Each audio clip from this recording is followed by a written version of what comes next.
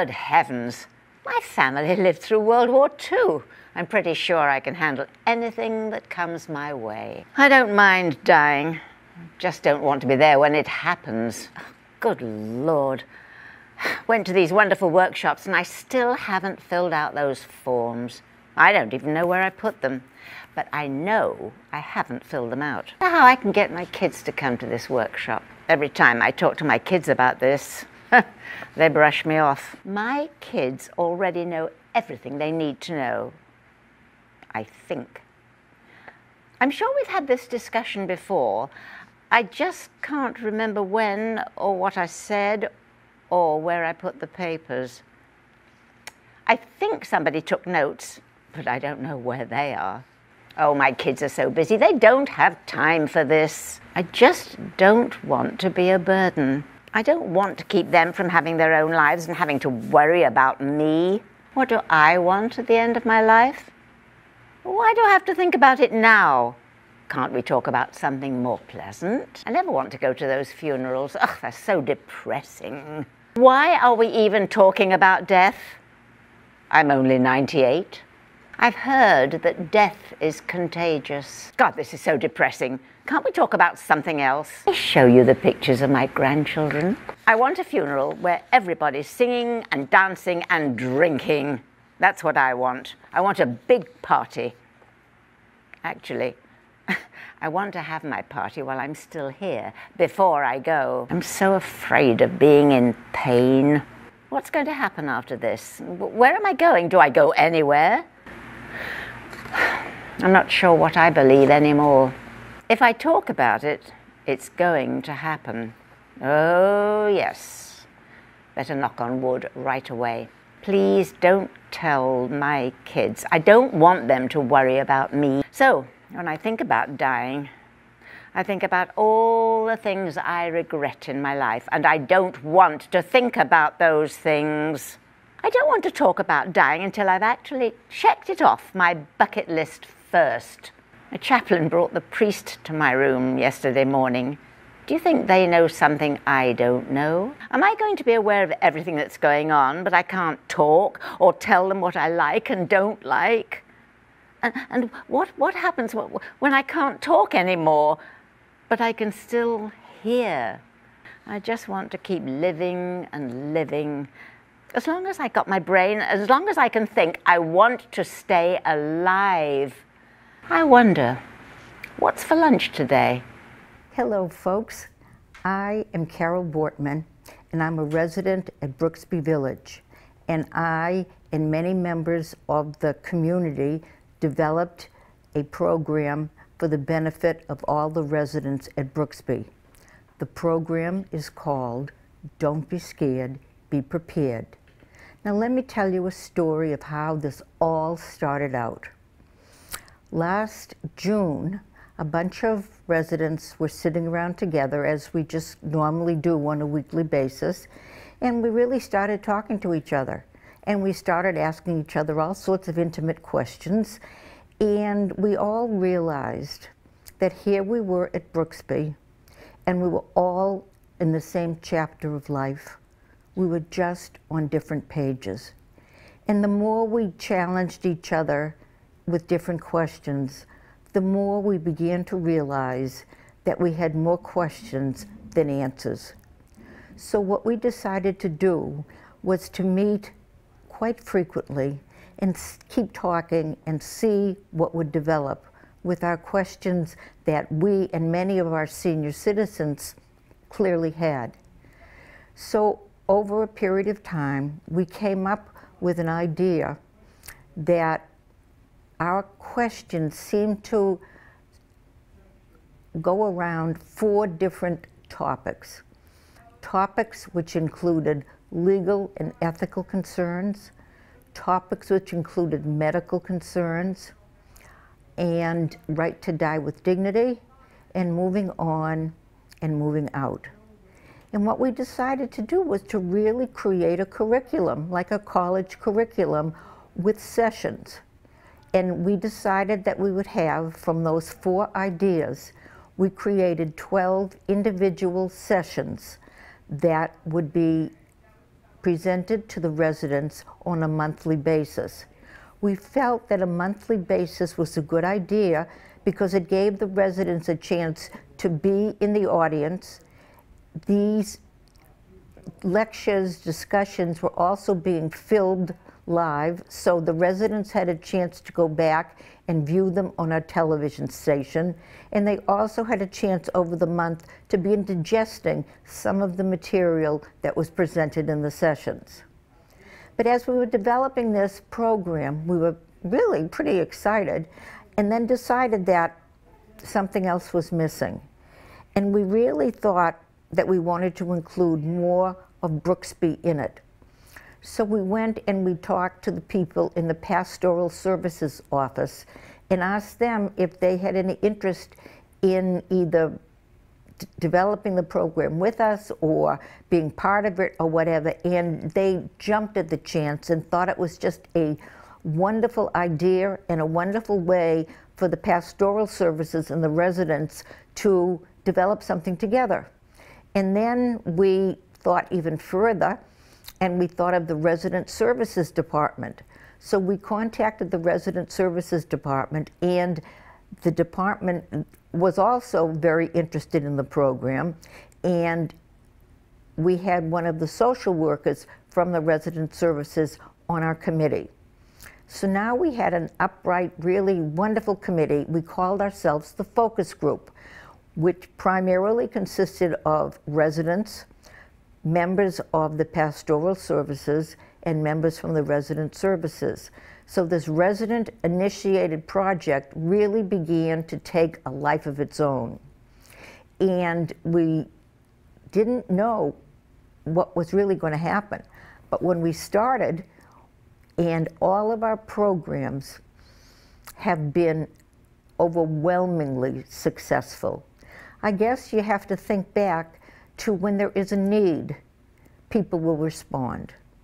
And evidently the areas that we talk about in our Don't Be Scared program were areas that residents could identify with. On an average, we have over 200 residents at each session, and each session has an evaluation, and they have been, on average, 80% of the residents have responded to the survey. That's an incredible number of responses. And from the attendance, from the conversations, from the evaluations, we have really hit a home run out of the park. And what we want to do is share it with you, because as we were developing this program, we looked around at the rest of the country and different programs and different services that they offered, and none seemed to have the type of a program that we had. And so it became essential for us to see how successful we could be and seeing how we can help other communities replicate what we've done, because there are issues that people need to know about. People no longer in Brooksby are afraid to talk about. People are challenged, and people debate issues. And what could be more successful than a community program that is resident-driven with administrative involvement and administrative support? And we are very proud of this program, and you will have a chance to meet many of the people that took part in creating this program, because I'm going to be introducing not faculty, but faculty residents who are coordinators of each session on this program. And these people will describe a little bit in relation to what is included in each of our sessions. So we hope you sit back and can enjoy this program as much as we enjoy presenting it to you. So sit back, relax, and now I would like to begin to introduce our first representative of one of the sessions. Thank you. And the first two sessions have to do with legal planning for estates, what's my legacy for my family and the world, and a very capable elder law attorney helps us follow through the issues about planning our estate, how to manage things after we are no longer alive, and how we can get what we want in terms of health care legally and in terms of our estate management. So the first session deals mostly with who can help us. Who are the people that we can get to help us, like lawyers? How do we pick an executor, which is now called a personal representative? And the kinds of things that we need to do to organize our papers and our wishes, like wills and trusts and the elements of an estate. So our attorney talks with us about a will, a trust, the bequest list, jointly owned property and deeds to property. So we get down to some of the details and elements we need to plan what will happen with our assets after we are no longer here, to manage them ourselves. I enjoy them very, very much. Because? Because they're informative, they're direct, I can hear them, they're very good. I used to be an attorney who did this sort of thing for people, and I listened to him and I learned something. Can you imagine? I've been an attorney for so many years and I learned something. When we die, we leave behind a lot of work for someone to take care of our affairs. In days past, we refer to those people as executors or executrix in the case of females, but today we prefer to talk about a personal representative. My part of the program, Don't Be Scared, Be Prepared, has to do with the paperwork that needs to be done in order to settle the estate of the individual. That personal representative has an enormous responsibility, and it's up to us to make sure that we provide him or her with all of the necessary information that is needed to carry out that work. For example, the first thing we have to do is to identify a personal representative. Could be a spouse, could be a child, could even be an attorney. But that person has to be identified and be made aware of the fact that it's serving as the personal representative. That's number one. Number two, all of the paperwork that is necessary for that job has to be made known to and made available to that person. I think this is wonderful. Because? Because it tells us the kind of things that we need to know and process ahead of time. I'm loving them. You're loving them? Yeah, I think it's very helpful. It has helped you? It has. Even though I have some estate planning documents already set, I get helpful tips from these sessions, and the slides are wonderful. This is our fourth session of Don't Be Scared, Be Prepared, titled Medical Choices. We first start out talking about the health care proxy and the MOLST, M-O-L-S-T, which stands for Massachusetts Orders for Life-Sustaining Treatment. After we go into those two, we talk about the many services and insurance coverage for services here at Brooksby Village. We talk about the array of services offered in the medical center to continuing care, certified home health care, home support services. We discuss the role of the resident service coordinators and the many support groups offered here at Brooksby Village. We also talk about the fitness center and the programs they have for keeping us on the move, getting up and getting going, as well as transportation options offered. We then go on and talk about services outside of Brooksby Village in the larger community. These include visiting nurse services, elder care services and the Council on Aging, the RIDE, the many excellent medical centers, physicians and other care providers in the area, as well as other support groups. We're very fortunate to live in an area which offers such a vast array of medical services and supports, all of which are covered in our 4th Don't Be Scared, Be Prepared program. The greatest thing in the world. Really?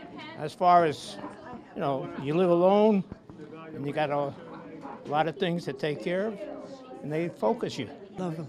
They're wonderful. There's information we all need, and I think you've done a fantastic job putting this whole thing together. In session 5, we present a program about honoring your wishes and your autonomy. And how we do that is we start by talking about having the conversation.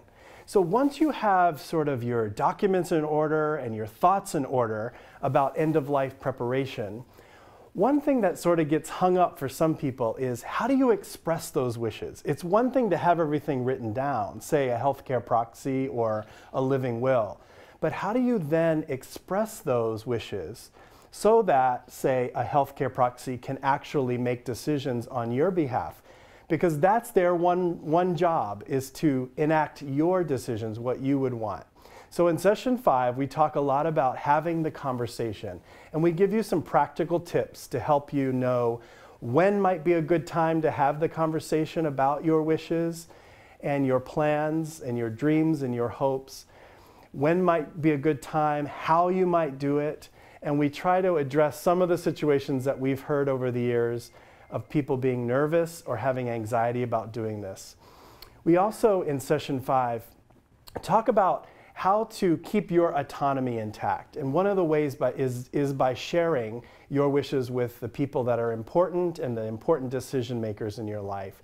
So in session 5, we give you lots of tips to help you move into that realm. You know, these are incredible. I was just talking to someone that I came over with. You guys, that group, have done an unbelievable job with this. I don't think you could say anything that would be better. And I hope it gets more press so that maybe it'll go national. You know, Carol, it is, but I've seen several on television, and I'm so impressed, and I really and truly think this has turned out to be a phenomenal wonderful exercise of information that a lot of people really need in a big way. In session 6, Facing Death with Dignity, we talk about what does death look like? How do we prepare for this final stage of life? How do we teach our loved ones how to stay by our side and offer us comfort and support? How do we say goodbye? What things might comfort us, such as photos or religious items? Knowing how to prepare for this final journey can put the power back in our hands to create a meaningful experience and a graceful end. These are the most wonderful things. You couldn't have put on anything better for Brooksby. Because? It's needed. We all need this. We all need this information. I think it came just at the right time because I'm in the process of reviewing my will, and I'm not totally ignorant, but this is helping me so much to get organized and not miss out any detail.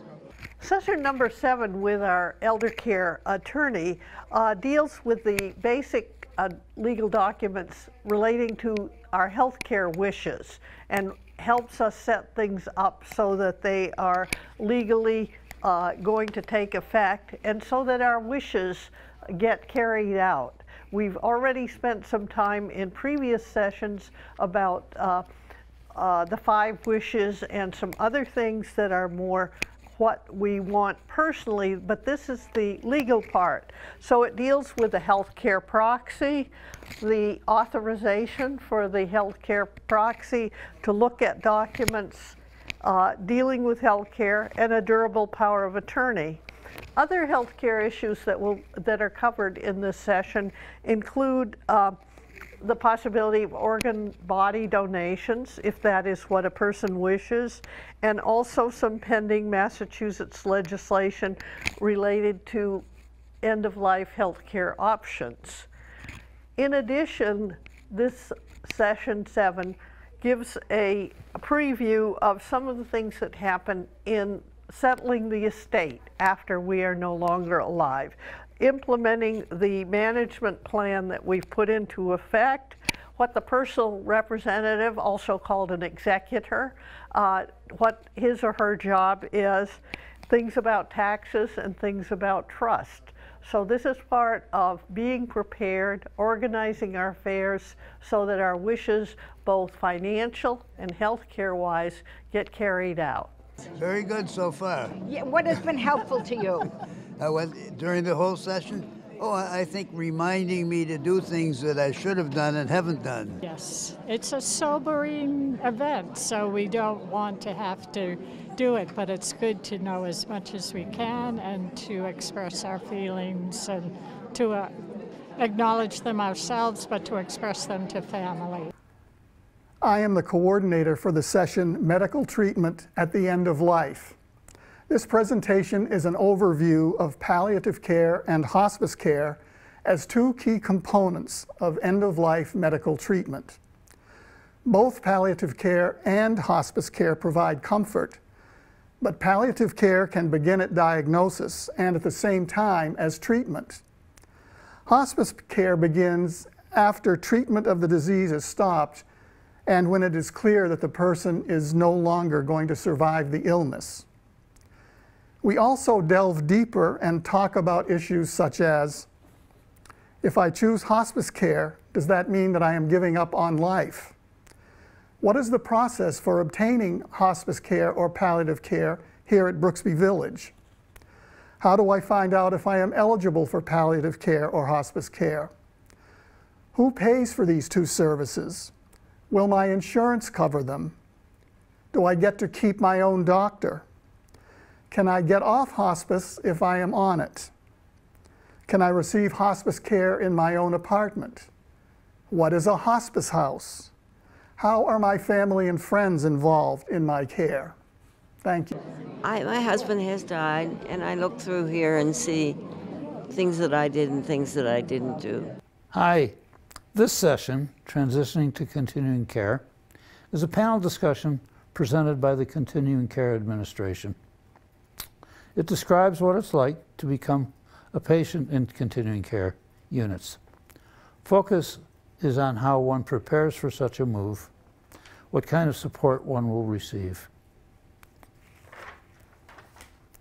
Continuing care at Brooksby is multi-leveled and provides residents with a lifetime continuum of care.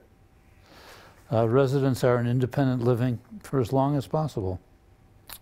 Various roles and responsibilities of assisted living, memory care, and long-term care are discussed as well, as the quality of care, how to prepare for the transition, and how to get the best care once you're in the environment. Different types of continuing care are outlined, and financial aspects and costs of long-term care are explained.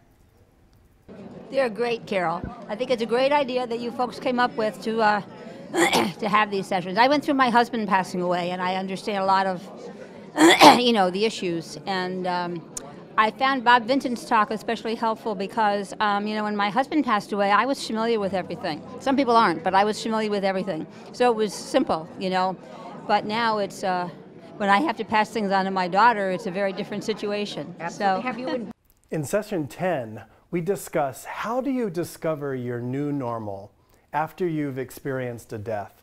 We know that the death of a spouse or a significant other, perhaps a parent or a family member, can be such an intense experience in one's life.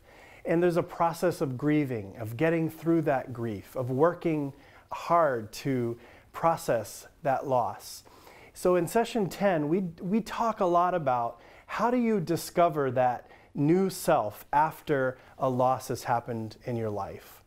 Also, we'll show you some practical information about what happens here at Brooksby when someone passes away. How do you close out an apartment? How does your executor get involved in closing out your affairs here at Brooksby Village? So it's all wrapped into this idea of discovering a new normal after a loved one has passed away. it's prompted us to do something that we should have done a long time ago. In session 11 on grief, participants will receive an overview of the landscape of grief, what to expect emotionally and physically, offering coping, healing strategies, dispelling myths, and offering some practical do's and don'ts for those in relationship with someone experiencing a significant loss. They're outstanding. Why? Because they're things that people have thought about for years, yet never addressed them. You know, you always wonder, you know, as you get older, you know, what's going to happen, but you never take action. This is inspiring people to take action, get things done. In the final session of Don't Be Scared, Be Prepared, we speak about coping with your grief and engaging in life after a loved one passes away. We not only discuss themes one may face after losing a loved one, but we also discuss ways that individuals can restore hope, change social relationships, how to get your affairs in order, and discovering the new you. The topics include having a variety of suggestions and resources to consider in order to guide you through new routines you may encounter after losing a loved one. Keep in mind that the content in this session are suggestions to consider. Some are suggestions some may enjoy and some may find it not to be the right fit. After all, we are all unique and we have our own ways of grieving. Please remember that no one grieves the same way, and all of these changes take time to adjust to. Losing a loved one is not easy, but we hope in this final session of Don't Be Scared, Be Prepared, it will provide helpful recommendations regarding the grieving process, engaging in life, to give yourself a sense of peace, dignity, and acceptance. This is the end of our video. This is a year-long preparation. Don't be scared, be prepared. And we are mighty, mighty proud of it for our Brooksby residents. The people who are flashing behind me are a dedicated group who have put these sessions together, and they have created this curriculum that seems to work very well. And in addition, the other people that were involved were all of Brooksby, the group that put it together, the staff and administration of Brooksby, and most importantly, the residents who gained from listening to our presentations. And we feel that we have actually contributed a great deal to the residents and to the whole Brooksby campus. We are so pleased with what we've done, and we wanted to share it with you. If any of you would like more information about this program or these sessions, or would like to discuss how we could help you and your organization recreate this successful program, please call the Pastoral Services Office at the telephone number listed below. And again, we thank you with our hearts. All of Brooksby feels wonderful about the success of this so vitally needed program. Take care.